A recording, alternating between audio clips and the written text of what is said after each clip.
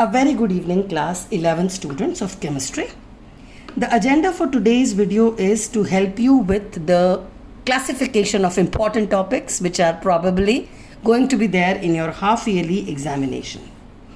I'll be doing this particular video chapter-wise for chapter 1 to 4 on my channel, and this is by Seema Makhijani on the YouTube channel. So in case you are stuck with chemistry and finding it slightly tough how to handle the syllabus, this is a must watch for you people. Beginning with chapter 1. Chapter 1 is a numerical based chapter. So if you are not very good at mathematics and calculations, this is going to be difficult for you. I would advise the first thing that you should do is all the laws. There are 5 laws in this chapter. You should know the statements and the explanation. Then you have many formulas for concentration terms like molarity, molality, parts per million, etc., mole fraction, etc. These formulas you should know so that you are able to substitute the values clearly. Apart from that, you have empirical formula, molecular formula question, which is an easy section for you to handle. Limiting reagent is slightly technical because it is related to your chemical equation. So in case you are thinking of doing this particular chapter selectively, my advice is that you go for molarity, molality, parts per million and mole fraction. This you must do. And of course, EF and MF. In case the paper level is average, then this particular question is bound to be there. If the paper level is higher, then there is a possibility that this might not be there. But the paper definitely would have molarity and molality. You should also know this particular term is used for dilute solutions. This particular term is temperature dependent, and this is independent of temperature.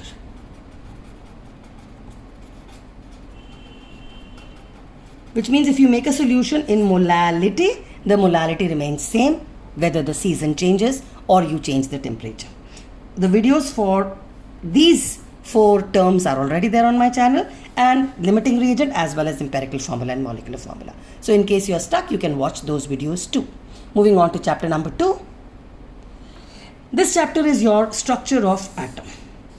Now, the important sections in this are the de Broglie's relationship, which is the wavelength of all matter, can be found by the formula h by p, where p is the momentum, mass into velocity.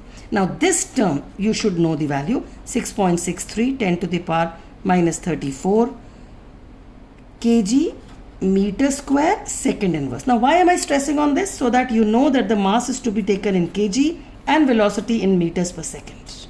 Fine. H normally is given to you, but in case it is not, see to it that the mass that you take it in is in kg.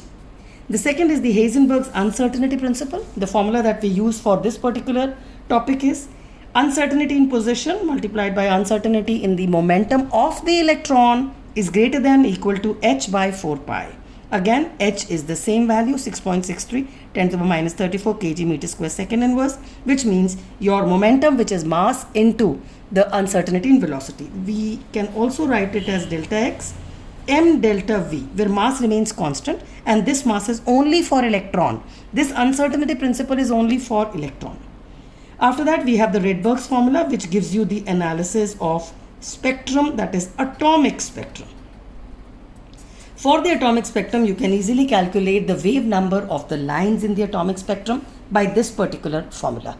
This particular formula this is for hydrogen spectrum. 109677 is called as the Rydberg's constant. 1 upon n1 square minus 1 upon n2 square, and the value comes in centimeter inverse. I'll be further giving you a hint on this particular part. My advice is that instead of learning that 109677, you can put it as 1.1 10 to the power 5 centimeter inverse, but normally we require it in meters. So I would advise you to convert it into meter inverse by multiplying it by 100, because it is in denominator. So when you convert your centimeter into meter, you divide by 100 in the denominator, which goes multiplied by 100. So it is 1.1 10 to the power 7 n1 square 1 upon n1 square minus 1 upon n2 square meters inverse. Also remember, n1 is less than n2. Only if this condition is satisfied, your V bar will come out to be a positive value, not otherwise.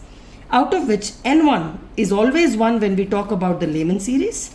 n1 is equal to 2 for Balmer series. Paschen series, you have n1 is equal to 3.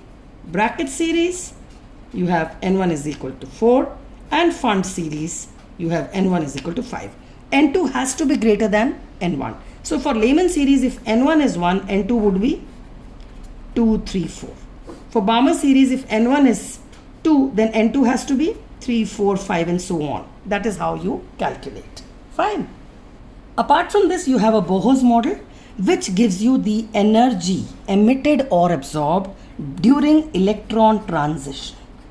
Means when the electron jumps from one shell to another, the energy required or absorbed is or released is 2.18 10 to the power minus 18. Z square is the atomic number. This formula is valid for hydrogen and hydrogen-like species. But normally for half-yearly you get it for hydrogen only. So Z square actually is 1 square.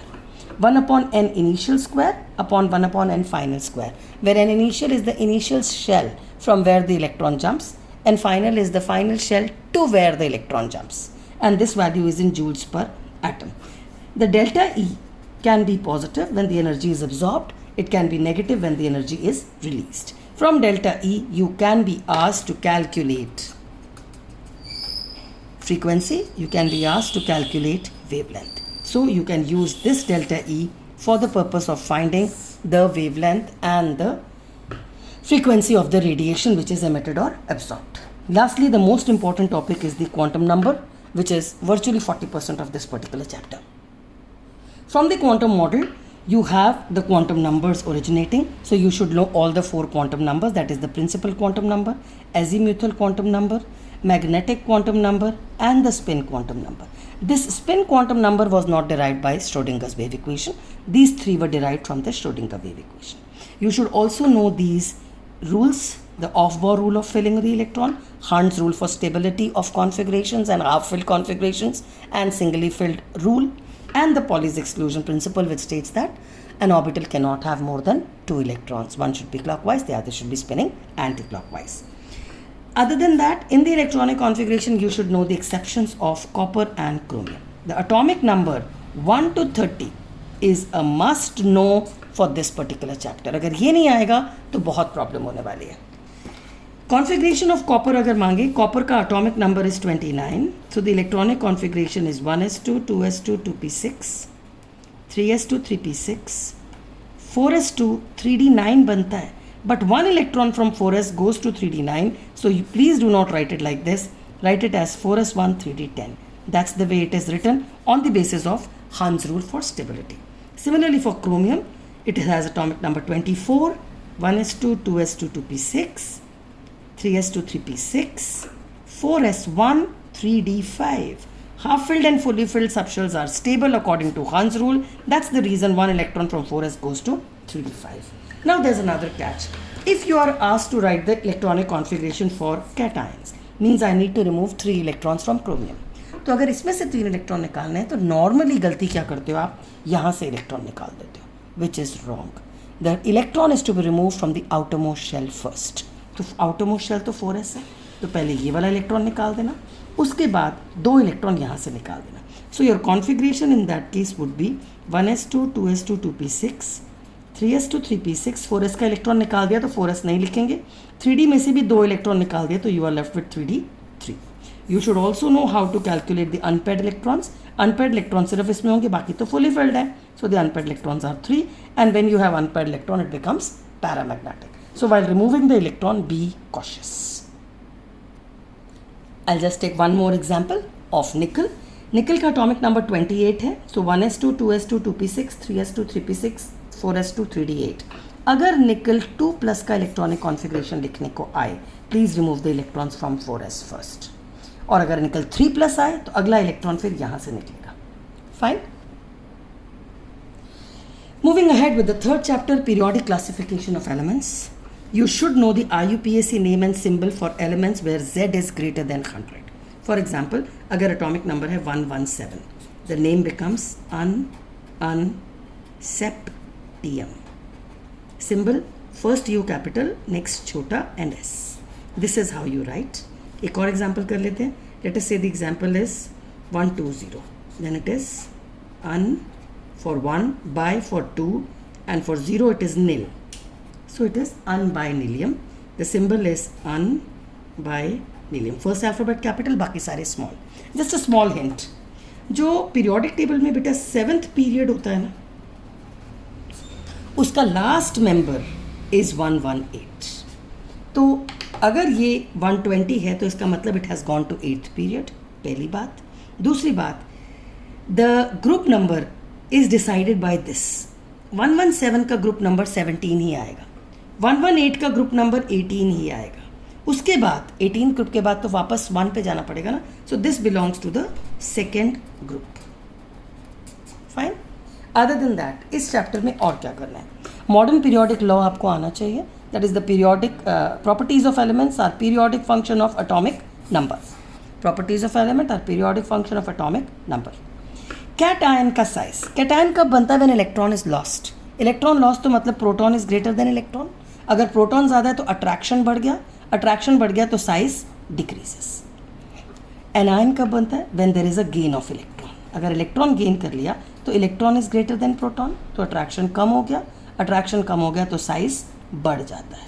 So anion का size हमेशा larger, cation का size हमेशा कम. Fine. From the parent atom. उसके बाद you have a topic called as ionization energy. You should know the definition, the units, how what does it mean, and you should know the exceptions of beryllium and boron वाला exception आना चाहिए. उसके बाद oxygen and nitrogen वाला exception आना चाहिए, where it is difficult to remove electron from nitrogen because of the 2p3 the stable configuration. Similarly beryllium में से इलेक्ट्रॉन निकालना मुश्किल है एज कंपेयर टू बोरॉन, जबकि beryllium is larger in size again due to stable configuration. After that you have electron gain enthalpy. Again you should know the definition of electron gain enthalpy, the exception fluorine or chlorine wala exception, and oxygen and sulfur wala exception. These two are important topics. Paper में इन पर question ज़रूर होगा. So please be focused on these two topics in detail. I already have videos posted on these topics. So you can watch these cation, anion, ionization and electron gain enthalpy from the videos also. The next important topic is first member of the group has got different properties. क्यों भाई? Normally the first member does not have d orbital and that is the reason कि वो बाकियों से अलग है. क्योंकि d orbital नहीं है तो फिर क्या है? SnP only. अगर SnP है तो कितने ऑर्बिटल टोटल हुए? 1 और P के 3, 4 ऑर्बिटल्स हुए. तो अगर 4 ऑर्बिटल्स हैं तो मैक्सिमम बॉन्ड्स कितने बनेंगे? 4. Fine. So maximum covalency is 4 bonds ही बना सकते हैं. ऑल्सो फर्स्ट मेंबर जो होता है ना बेटा can only form covalent bonds. क्यों? क्योंकि उसका साइज छोटा है, इलेक्ट्रॉन निकालना बहुत मुश्किल है. So lithium, beryllium and boron के कंपाउंड्स लाइक लिथियम क्लोराइड हो, बेरिलियम क्लोराइड है, बोरॉन ट्राइफ्लोराइड है, बेरिलियम हाइड्राइड है, all these compounds fall under the category of covalent compounds. Beryllium, lithium and boron do not form ionic compounds. They do not lose electron easily owing to their small size. Also the asked question is इन दोनों में से कौन exist करता है? ये exist करता है, ये नहीं. Because nitrogen is the first member और उसके पास d ऑर्बिटल नहीं है. It can only form 4 bonds. So absence of d orbital is the reason nitrogen does not form NF5. Coming to these two, SF6 and OF6 में से कौन exist करेगा? SF6. OF6 नहीं exist करता again because oxygen is the first member. It can not form more than 4 bonds because due to the absence of d orbitals. Fine. उसके बाद we have a topic called as electronegativity. इसका भी video बना हुआ है, you can watch in case you are struggling. You should know the concept. It is a relative term and you should know the difference between electronegativity and electron gain enthalpy. That is very, very important. For the electron gain enthalpy, you should know the definition. Generally, it has a negative value, मतलब energy release होती है. But there are exceptions. Positive value is for noble gas क्योंकि noble gas cannot easily accept electrons. Successive electron gain, अगर आपको एक के बाद एक इलेक्ट्रॉन देना है, then it becomes positive. And there are reasons for it. Please watch the video on this particular topic also. Out of fluorine and chlorine, as already done, fluorine and chlorine में से delta Heg is more negative for chlorine. Similarly, oxygen and sulfur में से surprisingly electron gain is easier in sulfur. So delta H electron gain enthalpy is more negative in case of sulfur. The video for this particular topic is already on the channel.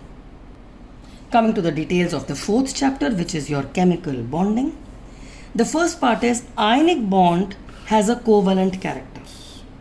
Class 11th में हमको आके ये पता लगता है कि आयनिक और covalent दो सेपरेट एंटिटीज़ नहीं है. आयनिक बॉन्ड्स में कोवलेंट कैरेक्टर होता है और कोवलेंट में आयनिक कैरेक्टर होता है. सो आयनिक बॉन्ड के अंदर कोवलेंट कैरेक्टर है कि नहीं इज डिसाइडेड बाय फजान्स रूल, जो ये बोलता है कि कोवलेंट कैरेक्टर कब होता है, when the metal is small, non metal बड़ा हो, positive charge on the cation जो मेटल बना है ज़्यादा हो. मतलब अगर if I talk about AlCl3 and NaCl, तो किसमें कोवलेंट कैरेक्टर ज़्यादा होगा, AlCl3 में.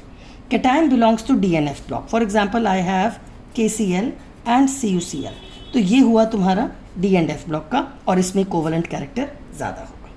फाइन. उसके बाद you have an important topic called as Fajans rule. Again there is a video on the channel. I am not promoting my videos, please. It is just to help you out. You should know the stress points of the chapter. Dipole moment is another important topic. You should know the illustrations. For example, if you are asked for the item the dipole moment of BeCl2, you should know it goes towards the more electronegative atom, and that's it. Or else if you are asked for BF3, so that's the structure of BF3. And if you want the dipole, this goes here, this goes here, this goes here, और इन दोनों का average the resultant is here which gets cancel. तो दोनों में dipole moment is equal to 0. So the conclusion is it is use to find polarity in the ionic character और in the covalent bond. Covalent bond में ionic character है कि नहीं is decided by dipole moment. Ionic bond में covalent character है कि नहीं is decided by the फजान्स rules. अगर डायपोल मोमेंट 0 आ जाए इट मीन्स आपका molecule symmetrical. Is that okay? That is the most important part of it. Dipole moment का major advantage ये है कि इट टेल्स यू कि कितना आयनिक कैरेक्टर है, और अगर ये 0 है तो मतलब molecule is entirely symmetric. Dipole moment का ये डिटेल्ड क्वेश्चन है ammonia comparison with NF3. Ammonia के मॉलिक्यूल का शेप ये है. Dipole moment will be towards nitrogen and lone pair का भी नेगेटिव है तो it goes up. So there is a total addition of dipole. So dipole moment in this case is higher. NF3 के बारे में बात करें, this goes down, this goes down, this goes down, और इन तीनों का रिजल्टेंट नीचे है. लोन पेयर का ऊपर है. They are opposite, so there will be some partial cancellation. तो इसका डायपोल मोमेंट लोअर रहता है. जितना डायपोल मोमेंट ज़्यादा उतना पोलैरिटी ज़्यादा, जितना डायपोल मोमेंट ज़्यादा आयनिक कैरेक्टर ज़्यादा. So this is commonly asked area of your dipole moment also. Next is an important topic, valence shell electron pair repulsion theory. Theory का डिटेल मालूम होना चाहिए. There are already 2 videos on this topic in case you are weak, but you should definitely do these molecules on the basis of VSEPR. They are commonly asked, of course, and ammonia also. You should know these molecules. Next is, what is the difference between sigma and pi bond? And the differences, at least 3 or 4 differences you should know. You should be in a position to calculate or find the sigma and pi bonds in a molecule. I'll quickly give you an example. Please open up the structure when you want to calculate the sigma and pi bond. Carboxylic acid looks like this. Sigma bond is the first bond. तो pi bond आता कब है, जब double या triple bond होता है. Double bond में एक सिग्मा होता है, एक पाई. तो इस मॉलिक्यूल में पाई बॉन्ड तो बेटा एक ही है यहाँ पर, अदरवाइज बाकी सारे सिग्मा है. तो I would advise total count कर लो, 1 2 3 4 5 6 7 एंड 8. 8 में से एक को माइनस कर लिया तो सिग्मा बॉन्ड कितने हो गए, 7. एक और एग्जाम्पल कर लेते हैं. Open this up, CH3 CH2 CH2 and C. अब यहाँ तक तो सारे बॉन्ड आपको आते थे. कैन यू सी इस कार्बन के पास एक ही बॉन्ड है तो 3 और बनाने पड़ेंगे ना, तो N और N भी 3 बनाता है. सो this is what the structure is. अब इस एरिया में एक सिग्मा होगा और 2 पाई होंगे. तो टोटल पाई बॉन्ड्स कितने हो गए, 2. सिग्मा बॉन्ड के लिए काउंट ऑल ऑफ देम, 1 2 3 4 5 6 7 8 9 10 और एक यहाँ से 11. So sigma bonds in this case become 11. Is that clear? That's a quick recap of the topic of sigma and pi bond. The next important topic of this particular chapter is hybridization. You should know the definition of hybridization. It is intermixing of orbitals of the valence shell of the central atom to result into a new set of orbitals having similar energy, having similar shape and a proper orientation in space. The types that we have in our syllabus are sp, sp2, sp3, sp3d and sp3d2. sp3d में ये जो d वाला है is generally your dz square, और यहाँ पे जो 2d हैं it is D Z square minus Y square and D Z square, और एक्सेस वाले ही यूज़ होते हैं. You should know well label diagram. It is like that lobe diagram which we draw. It's something like this. Or please magnify the diagrams. उसके अंदर लिखना पड़ता है which you need to write. Do these diagrams of ethyne, ethene and BF3. Do the others also, but these are commonly ones which are asked. Percentage S character जितना hybridization में ज़्यादा होता है उतना electronegativity ज़्यादा होती है. So if I want to compare SP, sp2 and sp3, we know S character is more in sp than sp2 and then sp3, so that is the character for electronegativity also. The next topic is your molecular orbital theory. Molecular orbital theory in your syllabus is for H2, He2, B2, Be2 up to Me2. Only diatomic molecules and atomic number up to 10 is in your syllabus. You should know the order in which the electrons are to be filled in molecular orbitals. Sigma 1s, sigma star 1s, sigma 2s, sigma star 2s. Now this particular configuration is applicable to O2, F2 and Ne2. That is, when the total number of electrons is greater than 14, के लिए this configuration is applicable.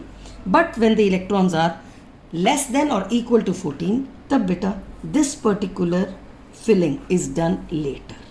So this particular thing is to be done when the electrons are less than or equal to 14.